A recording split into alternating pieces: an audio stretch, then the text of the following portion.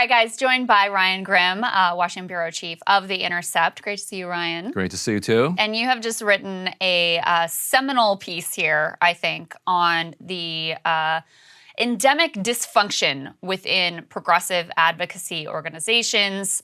What is important about this piece, let's go ahead and put it up on the screen. You say elephant in the Zoom. Meltdowns have brought progressive advocacy groups to a standstill at a critical moment in world history. And at least for this audience, I don't think people will be surprised that these sort of meltdowns have been happening. But what you've done in this piece, and in a very sympathetic way as well, is you've actually gone through beyond the anecdotal to a more sort of systemic overview of how these same dynamics are playing out in organization after organization after organization. So why don't you just tell the audience a little bit of what you found? Right, and so much of the cancel culture or call-out culture conversation just spins its wheels and goes nowhere, that I wanted to come at it from a different perspective here, a different angle here. And I think one problem that we've had in discussing it is that so often we get bogged down in the cases of individual people. And so that you can then so quickly move away from the concept of call-out culture and the entire culture, and you can say, well, this person sucks. Yeah. And so well, I don't like Dave Weigel, and he said X and Y and Z or whatever. Yeah. You're defending sexism. Like what's wrong with you? That joke is outrageous. Okay. Right. Yes. And so that never worked. And so what's been going on while there has been this silence and this resistance to even discuss the phenomenon publicly among so many progressives is that their organizations were collapsing, and that this you don't want to say that this was the cause of it, but it's intertwined with what's going on. And so what I discovered in my reporting here is that you can't if you're not involved in politics, if you're not involved in a collective project to try to make the world a better place, then you can ignore this issue. Then you can be like, you know what, this doesn't exist. This has nothing to do with me. But if you're actually collectively involved with other people in trying to make the world a better place, now you have to talk about this, because it is fundamentally undermining the ability of people to work together. And so I talked to more than a dozen current and former executive directors of mostly major progressive nonprofit organizations, some smaller ones as well, and to a T, they had basically the same diagnosis. No matter their race or gender, that organizations were becoming basically unmanageable, unable to be led, and that that the leaderships are being set up to fail, and that there is so much frustration now that I think there is kind of room for people to finally start having this conversation, even if it's mostly anonymously. Take us through the specifics of the Guttmacher Institute, which is an organization that is dedicated to doing research on abortion rights overall. Obviously, they have a perspective, but this has been an organization that their research is solid enough so it can be used by neutral news organizations just about what states have what laws. I've certainly leaned on it to understand the overall national picture, who gets abortions, why, where, all of those sorts of things. Now, they are obviously at the center of our political conversation right now because we are imminently facing the overturn of Roe versus Wade. So if you ever were going to have a time where you were really in action and all the gears have to be turning, it would be right now. But that's not what you found. Right, and Guttmacher is an interesting case study because what unfolded there is just representative of what happened at so many other organizations. So it's not about Guttmacher, which, like you said, it's a $30 million organization. It's a big deal, but it's not a household name. Right. And so in 2020, right after George Floyd is murdered, the DC staff, the DC office calls together a Zoom meeting. Say, let's find, and the manager says, how are you all finding equilibrium? How are you getting through this time? And this happened absolutely everywhere. No matter what nonprofit, for-profit, university, everybody was having this conversation. And so she says, what can Guttmacher do in this moment of reckoning to make the world a better place, to address the systemic racism that finally people are starting to recognize? And very quickly, the conversation turned toward internal things like, can we loosen deadlines? Because it's difficult for us to process this and experience this. So let's loosen deadlines. It's like, oh, okay, maybe that. Let's allow leave without cause for as long as people need to. It's like, okay, and then it starts going further and further into, well, can we get more basically DEI consultants to come in and train management and staff on systemic racism. Well, not systemic racism, that's not what DEI does, individual racism. And at some point, the person who called the meeting, Heather Boonstra, who's the manager of that office, says, look, guys, what are you doing? Like this is about systemic racism nationally, about the way, and she says something like, this is about how African-American men around the country are getting beaten up by this system, and all you want to talk about is yourselves. Like, you're being extremely self-centered here. And what was normal about that meeting was the way that it unfolded. What was unusual about it was that she pushed back. Like, normally managers would just run out the clock of the meeting, right? And you say, sure, take all the time you need for all of your assignments. And instead, she was like, no, we need to think about what we can do to make the world a better place, not just for your own personal safety within this organization. So they file a complaint. There's a long investigation into whether or not this counts as discrimination or bias in the workplace. It was the second one since 2017. 2017, they'd done a survey of staff and kind of affiliated organizations, and a lot of staff said, we're not focused enough on reproductive justice, which is trying to orient the abortion rights movement into a racial justice lens frame. And so they brought in a bunch of consultants who wrote papers and interviewed all the staff. And you had about 5 years, where an enormous amount of this organization's time was dedicated toward these reckonings. Finally, the second report comes out and finds that there was no discrimination, that this is just disagreements between staff and management, and this staff leaks all of this to a paper called PRISM that covers kind of social justice organizations, and it devolves into, and they're still fighting to this day. So there's an obvious tension here for people who are of the ideological persuasion of you and I, which is being very pro-worker empowerment, pro-union, which is, well, why shouldn't workers have more of a say? Why shouldn't they have, more of a voice with management? And is this just the management class bitching to you about their insubordinate workers always wanting to be able to have a life? And I think unions are one answer to this. Now, the union drives can end up being costly time sucks for a very long time, and that doesn't mean you don't do the union drive. But once you can get a union in place, that can be a way to kind of channel some of these tensions into a more healthy place.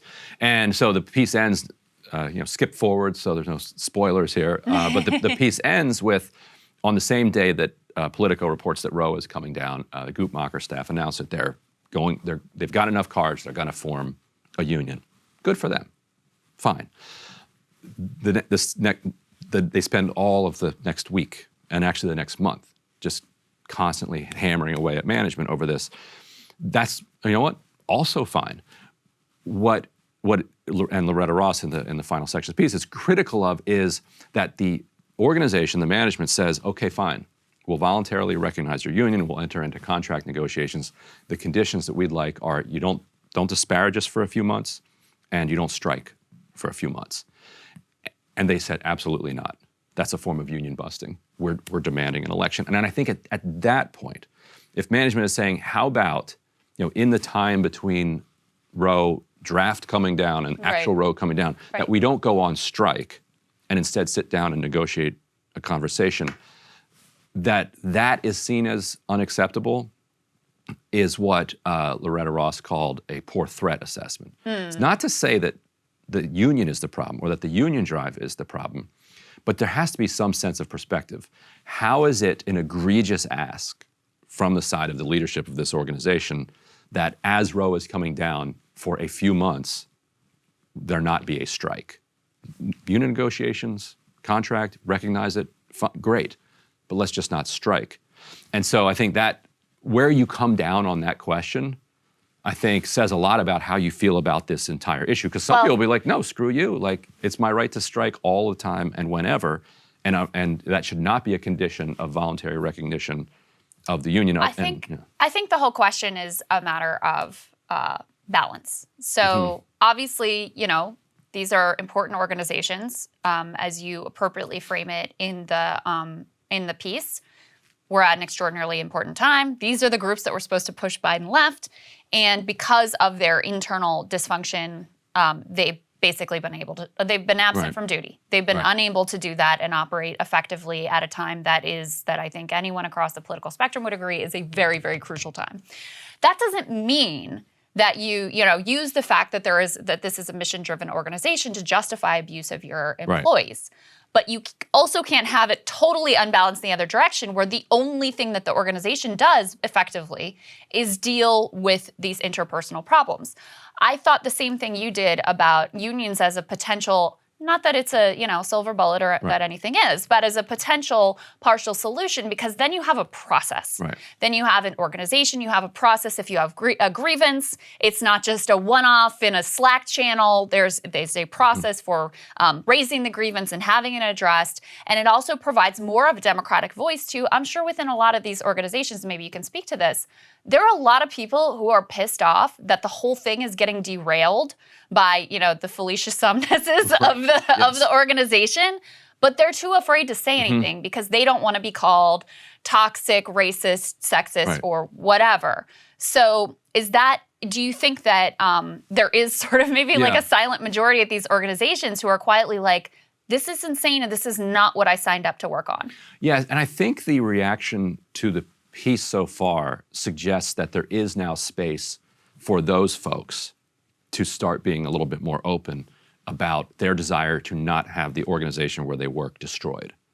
I think this is maybe one of the first pieces on this phenomenon that hasn't been kind of destroyed immediately right out of the gate by all of the critics of it. Yes. People are saying, you know what, this actually is something, because of whatever you think of the phenomenon, because of the effect that it's having on these organizations and therefore on the world, this is something we need to take seriously. And so I think if you're somebody who works in an organization and you are fed up by the inability of your organization to function because of a small handful of people who are able to use kind of the mechanics of this phenomenon to basically accrue a lot of power to themselves and kind of flip the rank of the organization and bring it to a halt. If you're one of those people, I think now is a time where you might be able to then speak out, and you will actually have the support of a lot of your coworkers. And I think the same is true now for management. Most managers have just conceded everything that they've been asked for because they're worried about they're not. And so let's not pretend that the leadership of these organizations is just single-mindedly focused on the mission either. Right. Like, I don't want to suggest that. Right. The leadership of a lot of these organizations has become focused on maintaining their position in the leadership. Sure. And so they'll make concessions that they know are harmful to their long-term goals of the organization because it buys them more time. And they can rationalize it and say that I need to be in this job in order to do good for the world, and so I make this concession so that I can stay in the job. Everybody along the way, though, is undermining their ability to do that very thing. And so, but I do think that now the recognition is widespread enough that if a handful of people stand up and say, you know what, this particular call out that you've made is bunk. And there are two interesting examples of that. One, 2020 with Bernie, his Iowa staff, there was like an uprising several weeks before the caucuses where a bunch of disgruntled staff aired a bunch of grievances and said they wanted to go on strike in like the 2 weeks before the Iowa caucuses. Now, they had a union. And so because they had a union, they were required to funnel those grievances through the union. And it came to a vote, and those people were outvoted.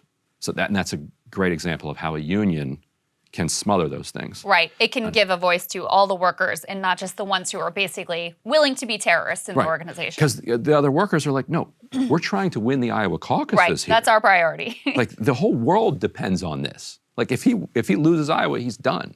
Like, we have to win this. And then the other example is at Sunrise, a Alex O'Keefe, who had been the creative director, came out and accused the entire, quit or was fired and accused the entire organization and its leadership of systemic racism and on and on. And first, the executive director pushed back and said, she said, Alex, I love you. You haven't been to work for 3 months. Like, this is not about racism. And then every black staffer of Sunrise, independent of the leadership, and that's crucial, signed a joint statement that they put out publicly saying, we do not agree with the way that Alex is framing this question. And so they were able to move on. They were able to move forward. So you have this other great quote here, which harkens back to the the CIA manual for simple sabotage, Right, yes. which lays out some of you would think that the CIA was running some of these plots within the progressive community. And you say another leader said the strife has become so destructive, it feels like an up. I'm not saying it's a right-wing plot because we're incredibly good at doing it ourselves, but if you tried, you could not conceive of a better right-wing plot to paralyze progressive leaders by catalyzing the existing culture where internal turmoil and micro-campaigns are mistaken for strategic advancement of social impact for the millions of people depending on these organizations. And what I thought was also important about the piece is that you connect this to another moment in history when you had a similar fracturing of the left and infighting and this kind of tumult and the call-out, all of that sort of played out in the 70s as well. Can you talk about a little bit of that historical context and what led us to this moment that might be similar to that time as well? Right, so you have an explosion of mobilization in the 1960s around opposition to the war, civil rights, women's rights, and then 1968 you have not just the Chicago Democratic Convention that collapses into this police riot, but then Richard Nixon is elected, and all of a sudden you have this kind of mass demobilization of all of these forces that had coalesced throughout the 60s, and the most vivid example being Students for a Democratic Society meeting in 1969 at their convention, and a faction there wins, takes power of SDS, dissolves it, and forms the Weather Underground, and goes off to be domestic terrorists for the next couple of years. The Black Panther Party, collapses amid the feds infiltrating it and stowing internal dissension, and the crackdown, and then all of this internal fighting, and the women's liberation movement coins the phrase trashing, which is basically, if you look at how it was defined at the time, as what you would call calling out or canceling or whatever. And so trashing became this all-consuming phenomenon among a lot of subcultural movements of the left. And they just demobilized and withdrew from mass politics. Some went and joined communes, some dropped out entirely, some did quote unquote party building, which is like basically trying to build a mass like communist party or something. And so you see elements of that today. That the People's Party is like an interesting example kind of that comes front to mind. Like, you're so frustrated at the inability of the institutions that exist that you're like, well, I'm out of here. I'm done. I'm going to build my own thing. But then there's so much infighting in that thing that it never goes anywhere. And the People's Party is 5 years old at this point and hasn't run a candidate yet.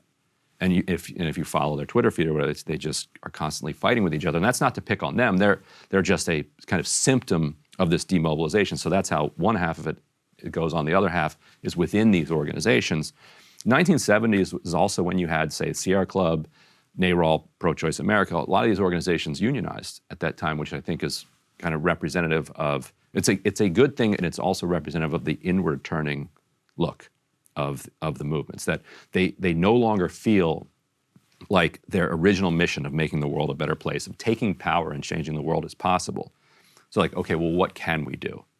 Well, we can fix some of the problems here. And you have much less patience when you're in retreat for all the inequities and the BS that you're putting up with at work. When you're on the march, when you can see your goal, then it's much easier to say, okay, this guy's being a jerk, but like, it's much more important to win the Iowa caucuses. When there's no Iowa caucuses, when there's no organizing kind of element to the movement, nothing to pull it together. Yeah. And so you see that when the Sanders campaign ends, Yeah. Everybody collapses into, yeah. You know, on the other hand, though, you would have thought that, especially some of these organizations that are more on the sort of like liberal to progressive persuasion, you would have thought, okay, we got Trump out, we got Biden in, we got a shot here, we got a trifecta. There's a real, like, it's not going to be everything, but there's some real things on the table maybe we could do. But that wasn't galvanizing at all. It wasn't, and I talked to Trump was. So Trump, like the shock election of Trump, pulled people together for 6 months or so, you know, give or take. Yeah. Like, there was a galvanizing effect in there.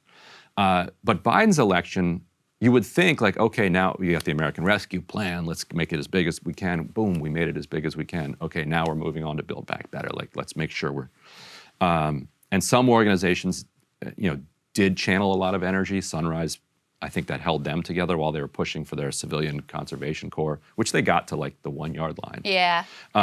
But you're right. So many other organizations were like, it's interesting that we have a trifecta that's probably going to be gone in the midterms for a generation, right? Like, or 10 plus years, right?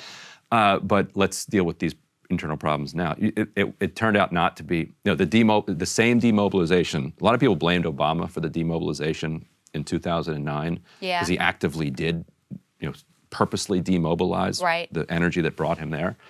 Biden never really had a movement. Right. Like, he just kind of won by default, by consolidation of the elites. So there wasn't necessarily much to demobilize when it got there. But yeah, you would think that it would have brought these organizations together, but it didn't.